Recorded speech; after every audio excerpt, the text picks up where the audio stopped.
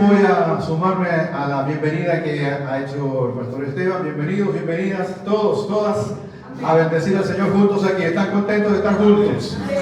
Es bueno. La palabra del Señor así nos dice que siempre es grato habitar los hermanos juntos en armonía. Así que nos hace bien, siempre bien. Abra su Biblia, no la vamos a leer todavía, pero tenga abierta en el libro de Mateo,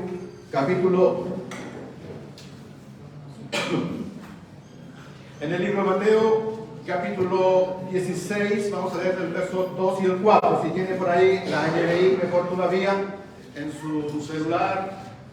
Mateo 16, 2 al 4. Manténgala abierta, por favor. Me sacaron el relojito del frente. Así que aquí nos toca vigilia, como no veo la... ¿Qué será que los seres humanos, nosotros, lastimosamente, nos fijamos o nos preocupamos más de las cosas que son a veces insignificantes, ínfimas, de aquellas que no tienen trascendencia, y dejamos pasar precisamente las otras, las que son importantes, las que realmente importan, las que interesan? Y a veces cuando nos damos cuenta suele ser tal vez demasiado tarde al respecto. Y no será ahí, dice, ¿por qué no tomé la decisión correcta? ¿O por qué dejé de pasar lo más importante y me preocupé de estas nimiedades? Los historiadores cuentan que en el año 1917, en el mes de octubre del 1917, la Iglesia Ortodoxa rusa, ellos entraron en una polémica no menor, y ustedes pensarán tal vez sus discusiones obedecían a un tema doctrinal, a un tema a lo mejor administrativo. No, la Iglesia rusa en ese octubre del año 1917 empezaron a discutir entre qué color iba a tener una vestimenta que usaban los sacerdotes. Esa era la discusión que tenían. Decían que tenía que ser blanca en un lugar y los otros decían, con razones, es decir, colocaban argumentos, no simplemente porque a mí me gusta el color, no, con argumentos de si podía ser blanca o podía ser de color morado. Y discutieron sin percatarse, sin darse cuenta que en ese mes y en ese año estallaría la Revolución Rusa. Algo que cambió la historia nuestra, la historia de la humanidad.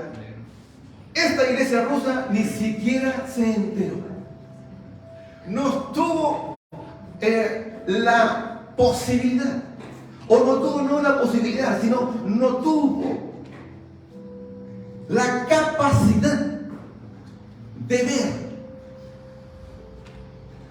de observar los acontecimientos que estaban a su alrededor. Miren, hechos como estos que nos hablan de la ceguera humana, hay muchos. Y de hecho yo empecé a buscar acontecimientos como ese y me encontré con tantos, algunos incluso absurdos. Pero hoy no quiero hablarle de tantos de estos, sino irnos a un octubre que está más cercano a nosotros, al octubre del año 2019. Es nuestro octubre. El octubre que vino a llamarse en algún rato para nosotros el octubre o el mes del estallido social. Y en ese octubre, que a diferencia del octubre de la iglesia rusa, el octubre de ellos era en el calendario gregoriano, porque así lo tenían los zares, para nosotros el calendario juliano, pero vamos a usar ese mismo octubre. Ellos,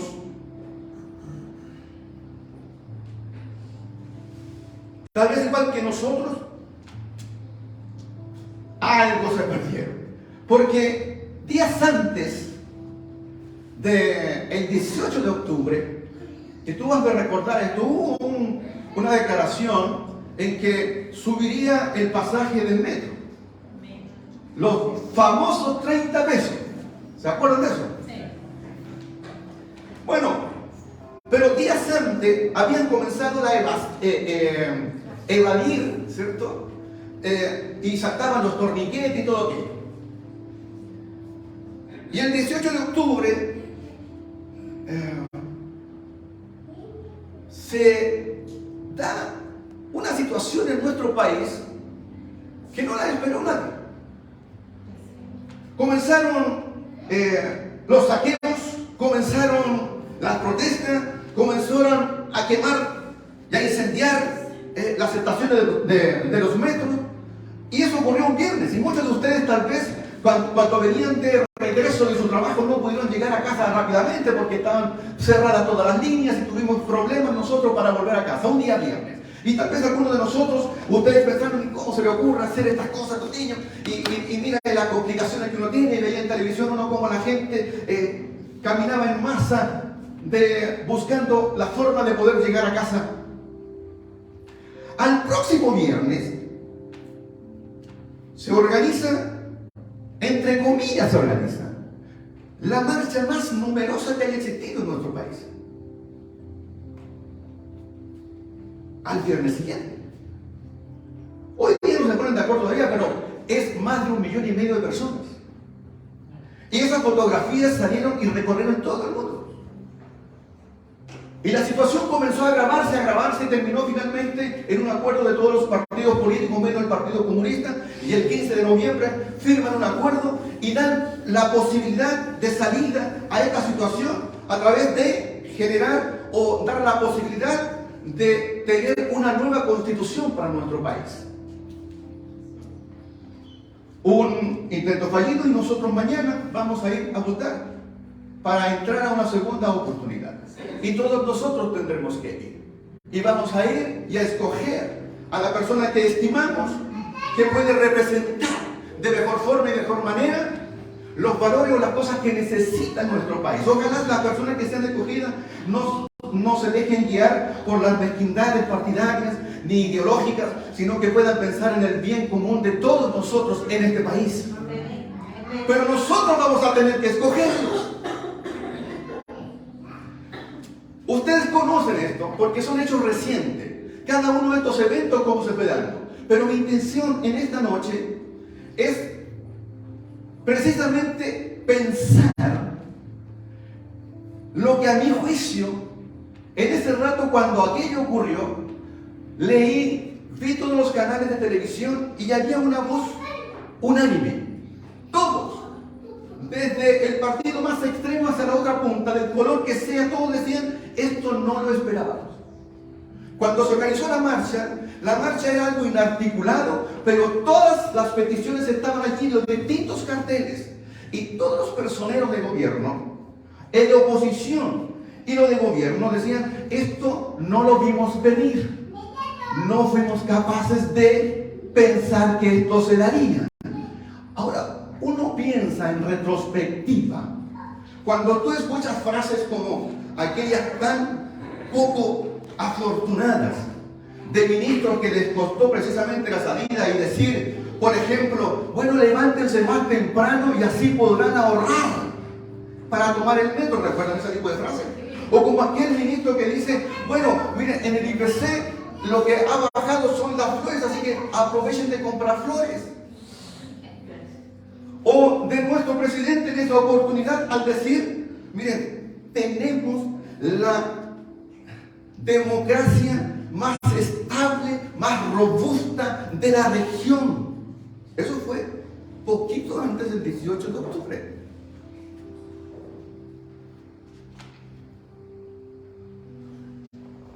Entonces uno dice, ¿cómo es posible no prever? ¿Cómo es posible no darse cuenta de aquello?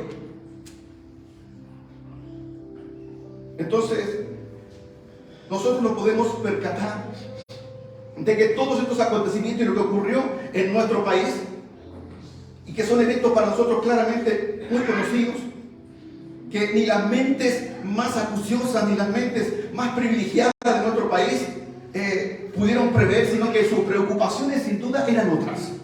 Curiosamente, como dije antes, los seres humanos lamentablemente somos horrorosamente cortos de vista.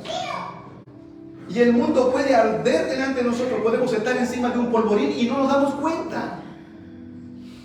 Porque curiosamente el sentido que menos tenemos desarrollado es ese sentido de observar y de discernir los tiempos históricos, lo que estamos viviendo en ese minuto. Y tal vez se deba a que estamos insertos en él y no somos capaces de percibirlo. Necesitamos tal vez a veces alejarnos un poco para poder verlos. Somos ciegos a las señales.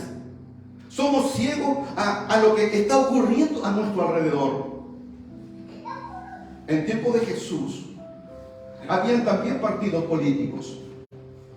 Habían partidos tan extremos como los celotes, que creían en la violencia para alcanzar los cambios, como los herodianos, que eran aquellos que estaban a favor, evidentemente, de Herodes y de todo ese tipo de gobierno. Pero los más conocidos y lo que usted ha escuchado más en la Biblia son de los saduceos y de los fariseos.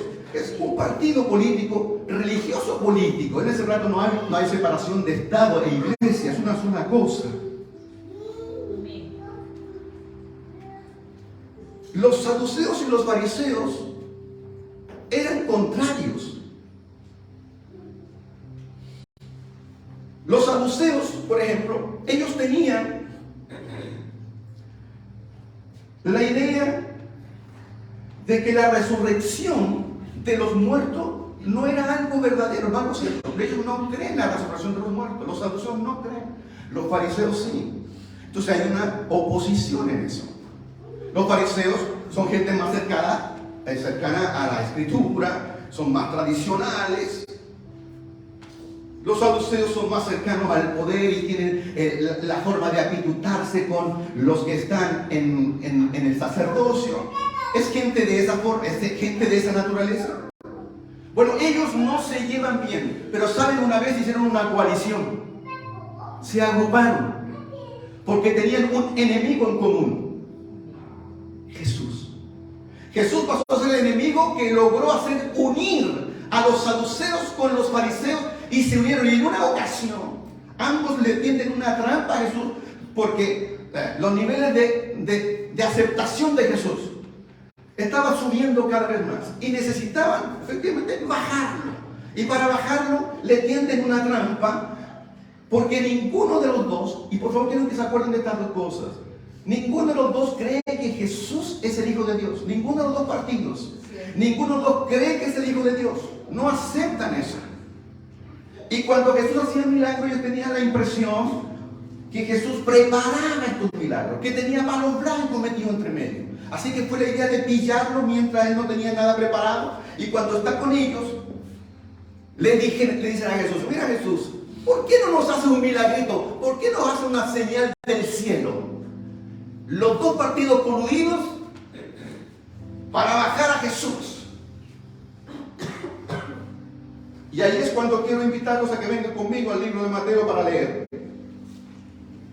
lo que Jesús respondió. El verso 2 al 4 dice: cuando ellos le pidieron que se manifestara con una señal del cielo, Jesús responde: al atardecer ustedes dicen que hará buen tiempo, porque el cielo está rojizo, y por la mañana que habrá tempestad, porque el cielo está nublado y amenazante. Atención a lo que agrega Jesús. Ustedes saben discernir el aspecto del cielo, pero no las señales de los tiempos. Y les declara, y luego dice: esta es una generación malvada y adúltera. Dice: ustedes saben claramente interpretar las señales del tiempo y saben si va a llover, si va a ser buen tiempo o no. Pero comparado a lo que ustedes tienen delante, la señal de los tiempos, el cumplimiento de la señal más importante, que es el mismo, no son capaces de darse cuenta.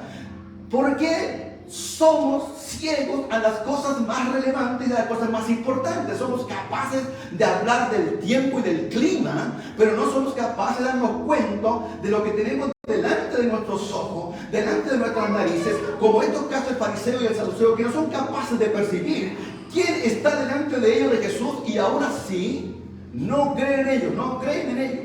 Este no cree en la resurrección de los muertos. Este no cree en que Jesús sea el Hijo de Dios. Por desgracia, los pequeños acontecimientos, las pequeñas cosas que nos ocurren a nosotros, miren, eso como que nos obnubilan, nos velan, nos hacen nublar lo que tenemos delante. Las cosas que nos ocurren a nosotros es como cuando nos duele la muela y no hay nada más importante que el dolor de muela que nosotros tenemos. Y no vemos nada más. En los evangelios hay un pequeño dato que aparece en los 4 evangelios,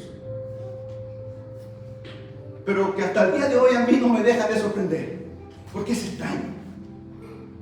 Es el momento en cuando Jesús muere, está siendo crucificado en la cruz, y unos soldados se reparten su ropa.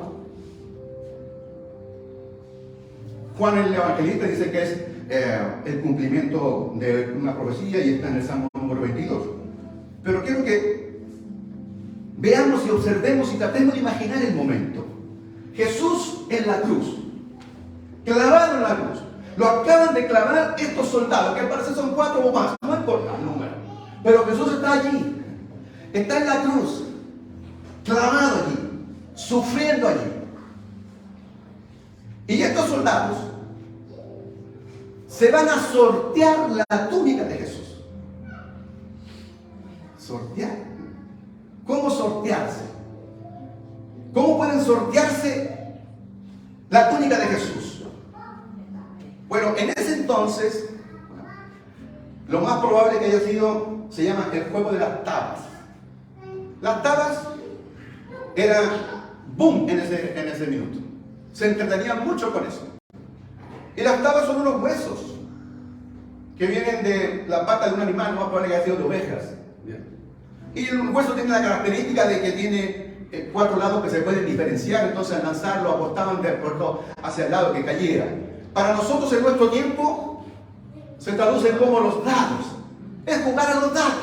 Es decir, vamos a jugar la túnica de Jesús a los dados. La pregunta que uno se hace es, ¿qué hacen los dados en una crucifixión? O sea, ¿a quién se le ocurre llevar dados? ¿Por qué llevan dados en una crucifixión? Eso está fácil, eso está sencillo. Porque los soldados romanos sabían que la crucifixión era cosa de muchas horas. Crucifican a un ser humano y se demora muchísimo en morir, gota a gota. La agonía es larga, es extensa, y ellos se van a aburrir. Y entonces tienen que llevar un juego para no aburrirse. Como algunos tal vez trajeron hoy día, para no aburrirse estarán ahí con algo entreteniéndose. Para no aburrirse, para matar el tiempo. Entonces, tú te puedes imaginar aquel cuadro donde Jesús y los gente que está a su alrededor, Él está dando su sangre para redimir a los seres humanos, y un grupo de esos seres humanos lo que está haciendo allí es matando el aburrimiento, jugando a los dados. Lo último que vio Jesús antes de morir fue ese grupo de personas. Con esa visión, Él terminó allí.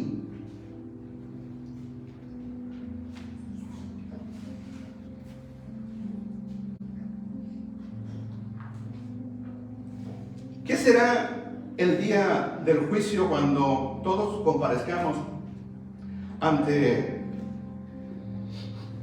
nuestro Hacedor, ante nuestro Creador?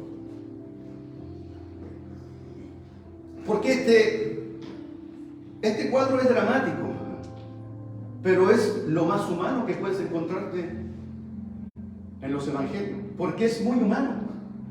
El ser humano actúa de esa forma. Actuamos así. Somos ciegos por egoísmo, pero un egoísmo voluntario. No somos forzados a aquello. ¿Se pueden imaginar ustedes el momento en que ellos se enfrentan al Creador y Dios le pueda decir a ellos: oye, ¿y dónde estaban ustedes ese viernes? ¿En qué estaban ese viernes? Yo no quisiera estar en las sandalias de ellos, en los zapatos de ellos, como para poder decir con la boca abierta. Estábamos jugando a los dados. Es en el minuto en que el libro de la historia estaba dando vuelta a la página más relevante, más importante que puede ocurrir en la historia de toda la humanidad, en que todo estaba girando absolutamente, en que se hablaría antes y después de Cristo finalmente. Había personas que se lo perdieron, que no tuvieron idea de lo que estaba ocurriendo, porque simplemente estaban entreteniéndose.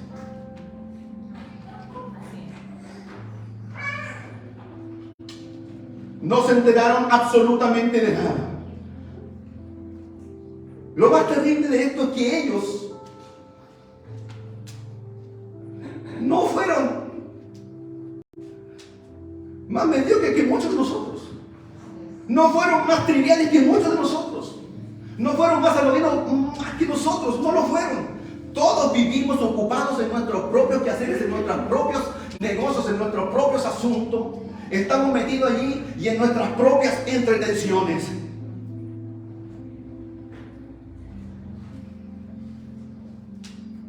Nos duele nuestro dedo meñique, así que estamos preocupados de eso, y esto es todo lo que gira en torno a lo que nosotros hacemos. Hoy, iglesia, amado mío, hay un problema que tenemos en el norte del país y hay un tema tremendo con los migrantes. Bueno, es un problema del Estado y tendrá que arreglarse. Hay un problema de violencia en el sur. Bueno, ya tenemos bastante con los problemas que tenemos nosotros de violencia acá. Que alguien vaya y arregle el tema allá. Tenemos un problema serio con las pensiones, con nuestros ancianos, con nuestros viejos. Bueno, si no es el Estado, que los hijos se preocupen de ellos. Pero no me vengan a molestar a mí. ¿Qué vamos a hacer con esto? ¿Qué vamos a hacer con la crisis de fe que estamos viviendo? Hay un problema de crisis de fe en nuestro país, pero no lo percibimos, porque estamos metidos jugando a los dados en los pies de Jesús. La semana pasada, antepasada, compartí con mi iglesia en el mensaje de constructor de puente de una encuesta que salió precisamente hace 2 semanas atrás. La encuesta bicentenario de la Universidad Católica. En esta encuesta fue por primera vez en la historia de Chile en que la curva de aquellos que confiesan ser católicos con la curva de aquellos que confiesan no tener ninguna religión se cruzaron. Se cruzaron por primera vez en la historia de nuestro país. Nuestro país está declarado laico, pero la religión que tiene y que profesa y que está como oficial es la religión católica. Bueno, tú has de saber que hace 2 semanas atrás, entre los jóvenes de 18 a 34 años, y esto es lo importante, jóvenes entre 18 a 34 años, hoy en Chile son más los que dicen no tener ninguna religión que aquellos que dicen ser católicos. El 36% es solamente católico y el 41% son aquellos que no profesan ninguna religión. Bueno, es un problema de los católicos. Que lo arreglen los curas. Es un problema de ellos. Eso es no ver. Eso es no observar las señales de los tiempos en que estamos viviendo. ¿Saben por qué? Porque aquellos que hoy día dicen no profesar ninguna religión, no es que no crean en Dios, porque contestaron a la pregunta si creen en Dios y dicen sí. Cuando le preguntaron de qué religión, ninguna. ¿Creen en Dios? Sí. Le preguntaron, ¿crees en milagro? Sí. Creen en Dios y creen en los milagros, pero no creen en la iglesia, no creen en las instituciones religiosas. Están decepcionados. Los evangélicos podríamos decir, bueno, si no son católicos, se vienen para el lado nuestro. Torpe mirada, porque no es así. No están para el lado nuestro. Nosotros venimos de hace décadas sin crecer nada. Llevamos desde el 14 al 16, 17% parejo. No hay nada. Lo único que ocurre en nuestros medios es que hay gente que va a pescar a un acuario y saca gente de una iglesia para llevársela a otra iglesia. Pero no hay crecimiento. ¿Por qué? Porque jugamos a los dados, a los pies de la cruz. Amado mío,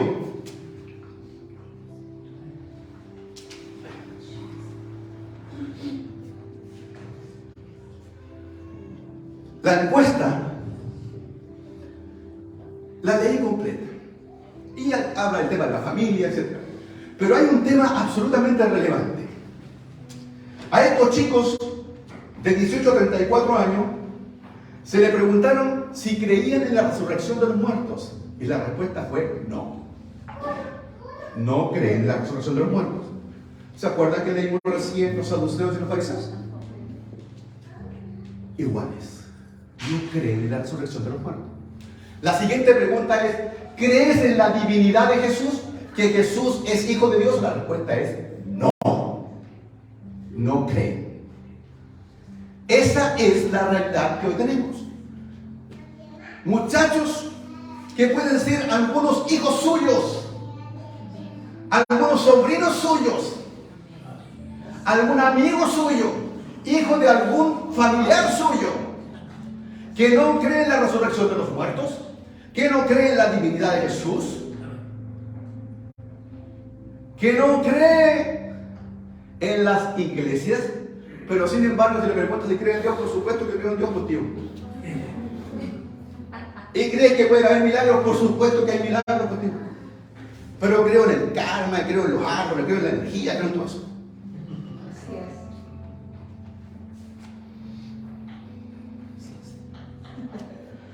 Jóvenes que están decepcionados, Así es.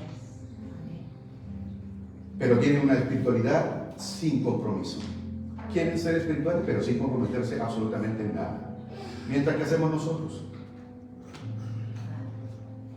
nos entretenemos. Así es. Tenemos nuestras propias maratones. Maratoneamos series. A mí me gusta el cine, me gusta ver las series también. ¿He caído en eso?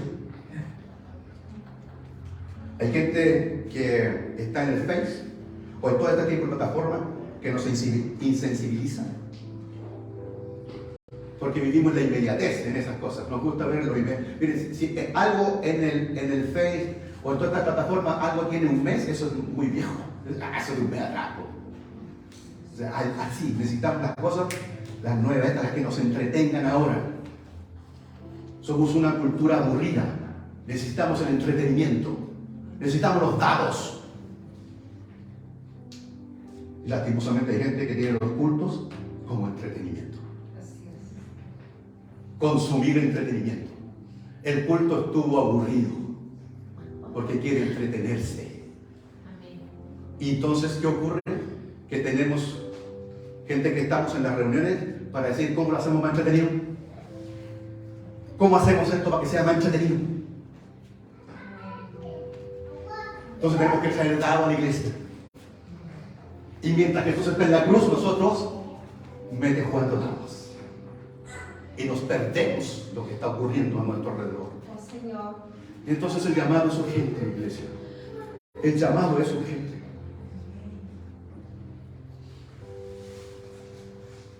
Hay quienes tal vez dicen, pues si yo voy a la iglesia y voy a los cultos todos los domingos. Hoy día es un caso especial. Pensando que eso es lo máximo, eso es lo mínimo que uno puede hacer. Así es. No creas que eso es lo máximo, con eso es suficiente. Eso es lo mínimo. Amén. Reunirnos y juntarnos. Nos entretenemos con cosas menores, pero dejamos pasar la más importante. Hay que ir a combatir, más que entretenernos en eso, hay que ir y combatir la injusticia en la medida en que nosotros seamos capaces de aportar aquello. Hay quienes simplemente se lamentan de cómo marchan. ¿Hasta dónde van a llegar estas cosas? ¿Sí? ¿Hasta dónde vamos a llegar? Vamos a llegar hasta donde nosotros realmente seamos capaces de hacer o deshacer.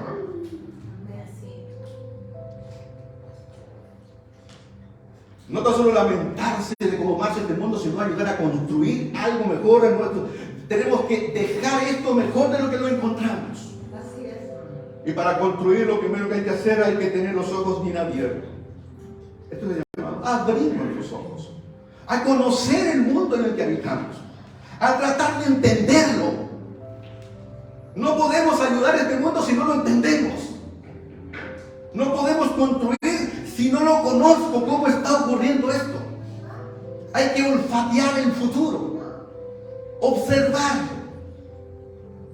investigar a la gente, a las personas que no simplemente están con teorías tontas, teorías que no son reales, como las que se han dado durante todo este tiempo respecto de lo que van a hacer o no van a hacer en nuestra Constitución. Muchas gracias, porque tengo mi garganta así. Gracias.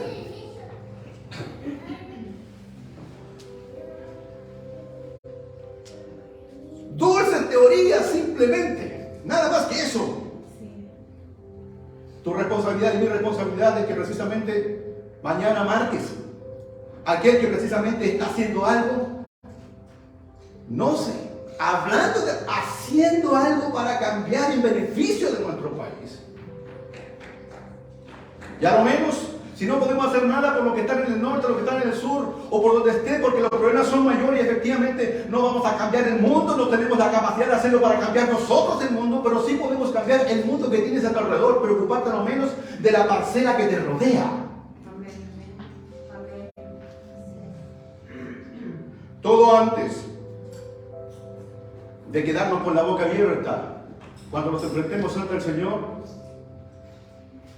y que nos pase como los que iban en el Titanic y ni cuenta se dieron que había un iceberg de 30 metros cerca, con mucha profundidad, pero cuando se dieron cuenta era demasiado tarde.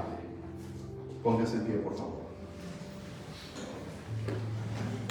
Vivimos tiempo de cambio, tiempo de desafío, Señor.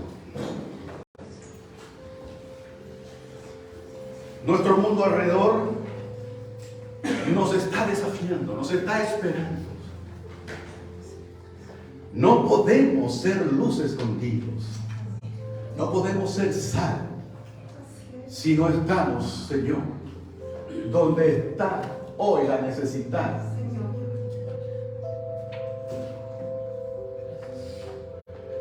Que jamás podamos escuchar que como sal ya somos insípidos y no tenemos sentido y nos boten por inservibles.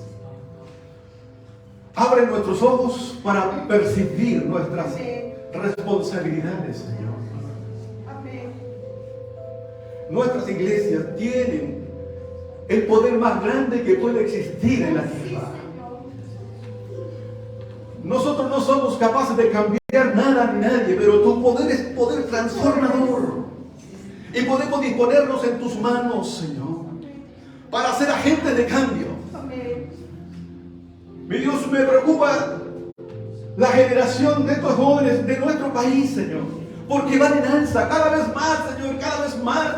Habrá gente de nuestro país, jóvenes, que no creerán en la divinidad de ti, no creerán en ti, Señor, en tu obra, Padre, ni en la resurrección. Y lo más trascendental del cristianismo, por lo cual, Señor, el apóstol se jugó todo. Si no hay resurrección, nada tiene sentido.